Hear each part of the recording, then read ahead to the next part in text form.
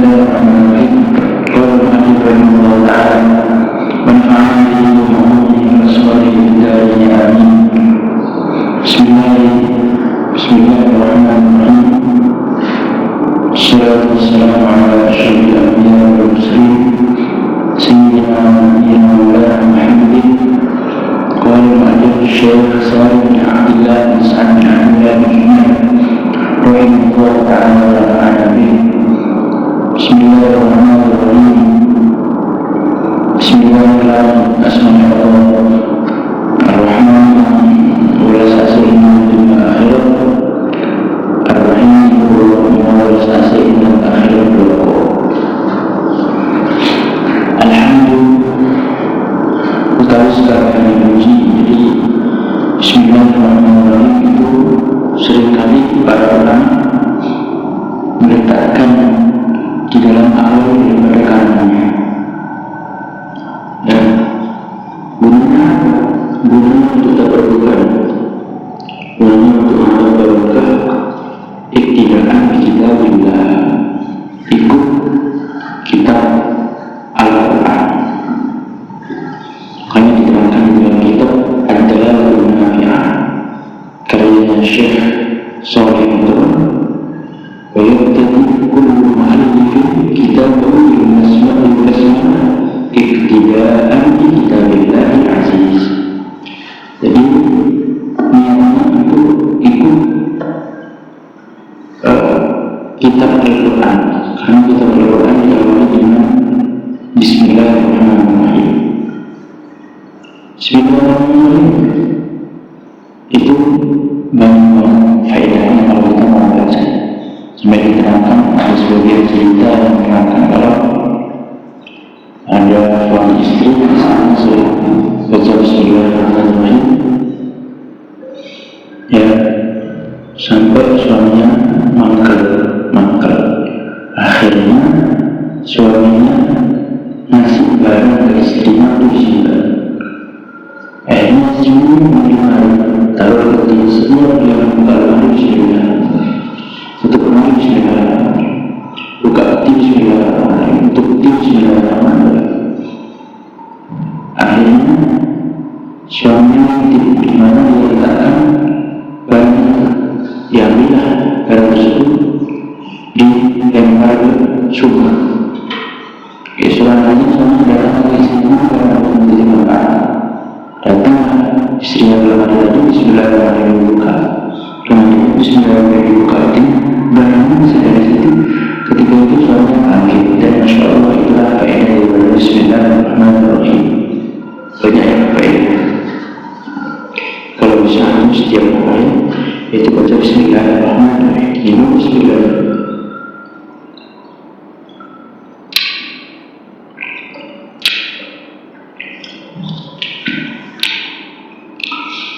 Alhamdulillah, kita sekalian dipuji.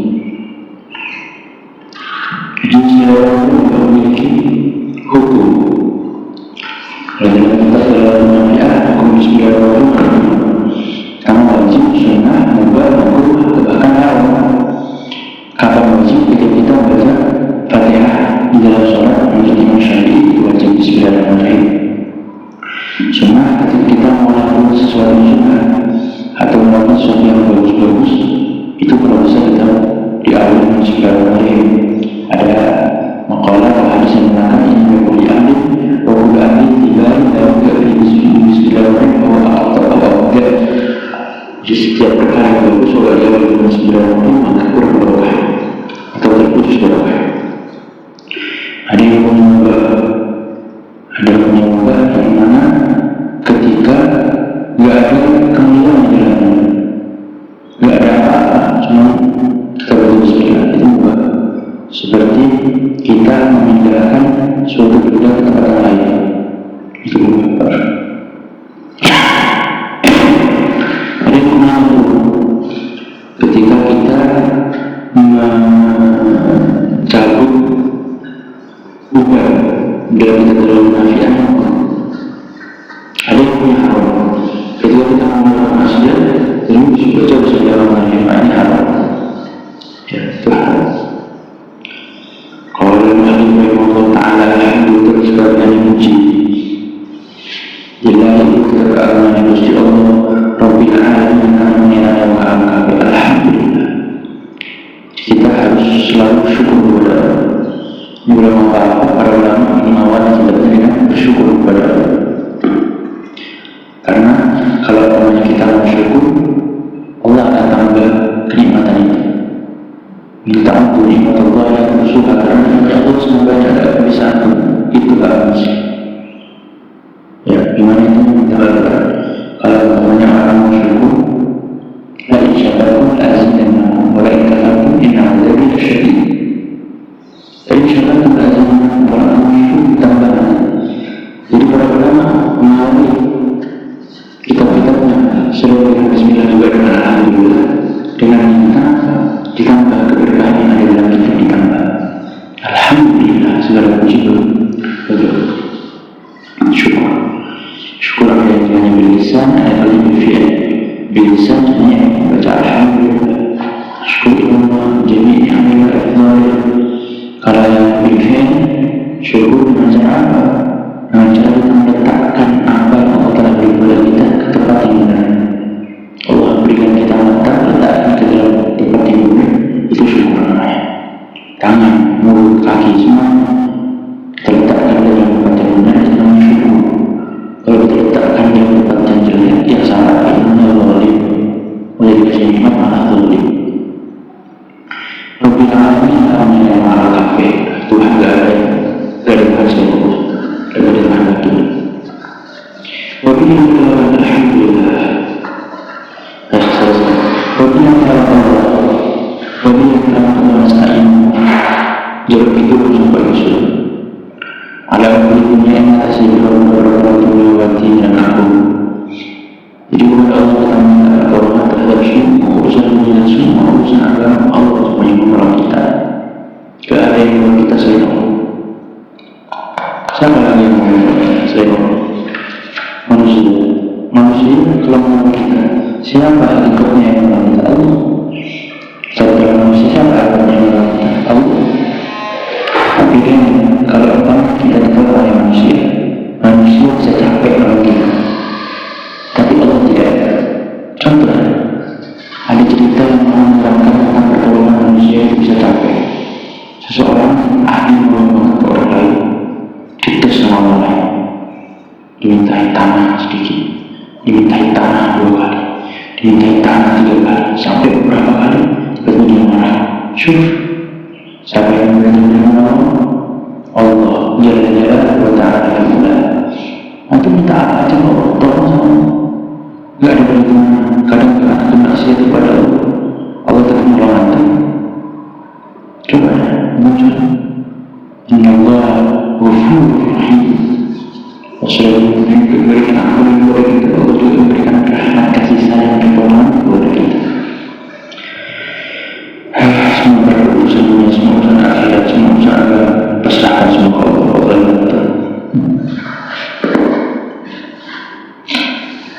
Alhamdulillah semua Allah Jalla Jalla berkata Rasulullah kita mengatakan urusan Gusti Allah. Wassalamualaikum kita keselamatan sila Gusti Allah ala sayyidina ikhlas sayyid Gusti kita Muhammad Nabi Muhammad khataman nabiyyin titik mukasanya beberapa nabi wa alihi wa barakatuh wa sahbihi sahabat Nabi ajma'in wa tabi.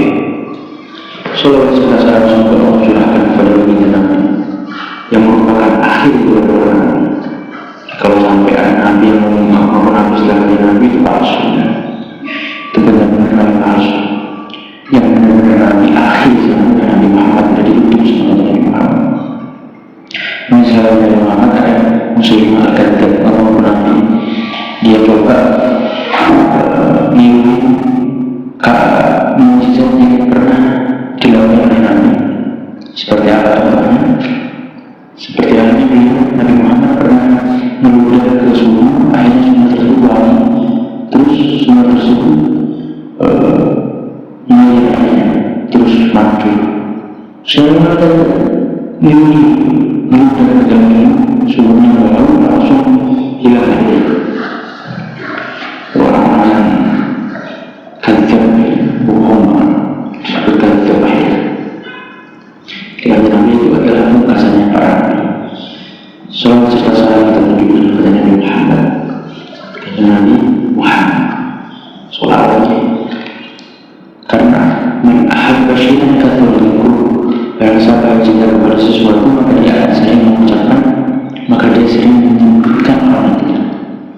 cinta kepada seseorang, pasti aku sudah menyebut orang itu di dalam doa.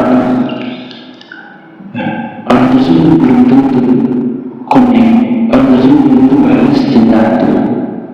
Ya udah, kita cinta seseorang yang pasti balas cinta saja, Nabi Muhammad. Sholawat Nabi Muhammad. Sholawat kita pun akan sampai ke Nabi Muhammad, akan namanya disebut di hadapan Nabi Muhammad. Bahkan bukan hanya kita, nama abah kita disebut di hadapan Nabi Muhammad. Oleh karena itu, Nabi Muhammad ya Nabi Muhammad, bulan demi bulan, baca sholawat kecintaan. Akhirnya kita bisa mengenal muslim baca sholawat Nabi karena nama aku selalu disebut di mana. Soalnya, nama kita cerita, kalau tidak salah dengan kitab Ahlul Sholawat Asim Isadat, kalau tidak salah kitab karangan Sayyid Sulaiman Al-Juzuli kalau salah. Al-Juzuli. Nah itu ada cerita bahwa ada seseorang di hari kiamat dia kepada Nabi Muhammad tidak menghiraukan. Akhirnya dia mengambil Nabi Muhammad lagi ke depan Nabi Muhammad langsung melihat ke kanan kayak menghiraukan. Akhirnya dia ngomongin Nabi gak pernah kita. Nabi Muhammad tanya siapa itu? Lah aku pernah di mana Nabi? Kata Nabi Muhammad, aku kenal kamu ala kata dia bagi sholawat kepada aku. Karena kita disebut terus dengan Nabi. Kalau kita disebut terus dengan Nabi, insya Allah mengenal kita. Kalau enggak, ya gak bisa. Dengan kenal. Kamu sholawat. Sebuah misi sholawat bakal salah. Benar-benar bakal salah. Seseorang sholawat ini lewat kuburan. Ya, lewat kuburan. Yang mana kuburan tersebut ternyata rata-rata orang yang disiksa. Ya, ini diceritakan bahwa seseorang ibu datang ke Imam Muslim, seorang Imam Muslim bilang kita Ahlul Sholawat ceritanya minta amalan gimana caranya biar ketemu sama anaknya udah mati.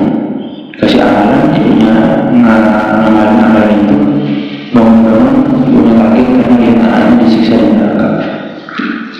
Akhirnya Muslim udah antum sekarang sudah kok untuk antum agar diselamatkan dari neraka. Akhirnya Muslim tidur. Dalam tidur dia melihat ada perempuan pakai sarung, pakai baju indah, kayak bidadari itu terbang. Orangnya ngomong kayak Muslim, hai Muslim, antum tahu nggak sekarang siapa? Siapa? Apalagi anaknya malah datang ke antum minta mimpi, yang dimimpi. Lalu Muslim berkata antum disiksa. Ya awalnya disiksa oleh Muslim, tapi orang soleh yang kuburan tiba-tiba orang tersebut baca sholawat kepada Nabi Muhammad, dan saat itu juga semua siksaan yang ada di ahli kubur di situ. Jadi ada orang soleh baca kepada Nabi Muhammad, orang soleh baca sholawat kepada Nabi Muhammad dihadirkan untuk semua ahli kubur di situ. Sebagaimana juga semua ahli kubur di situ dosa-dosanya terkabul oleh Allah. Sekarang itu faedahnya sholat banyak je faedahnya sholat. Misalnya kita waktu sholat asing saya lagi itu sholat besar itu Masya Allah. Wa alaihi wasallam. Karena kalau yang benar itu full soalnya satu dunia betul sholat mata Nabi Muhammad buat ahli keluarga Nabi. Ahli itu sholat tuhur hum anan al-ardi fadli syubbihu bil-ajam zuhur misal qad ja'a sunnah. Sekarang ada yang jauh bahasa ahli bait. Setelah jangan ikut dengan batiku. Satu ahli bait yang Mustafa Allah biasa.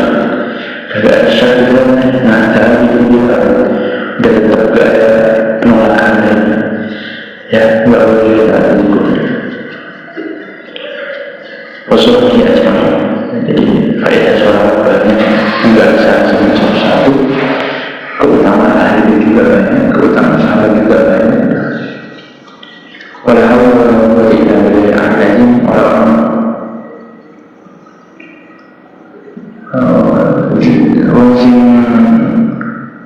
mari kekuatan di dalam melakukan taat, walaupun orang sing kuat dalam dalam maksiat juga bilang kalau Al-Aziz Rabbul Aziz bima aku Fasal biarkan di sekarang ini sekarang mau dulu insyaAllah besok aja. Makan